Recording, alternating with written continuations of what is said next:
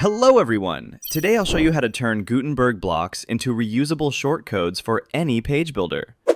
Let's get started. After installing and activating the Easy Accordion plugin, you'll see the Getting Started page. Next, navigate to Modules. Here, you'll find an option called Saved Templates. When it's turned on, a Saved Templates tab will appear. Now, go to the Saved Templates tab and click Add New.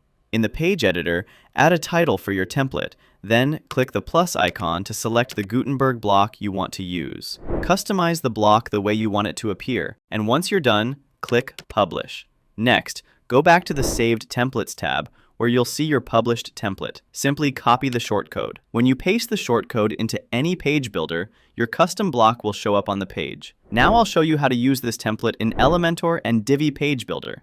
First, open the page in the Elementor editor, paste the shortcode, and publish the page. On the front end, you'll see the customized block you created. Next, open the Divi page editor.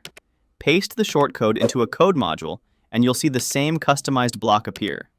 And that's it! This is how you turn Gutenberg blocks into reusable shortcodes for any page builder. Thanks for watching, and don't forget to check out our other tutorials for more helpful tips.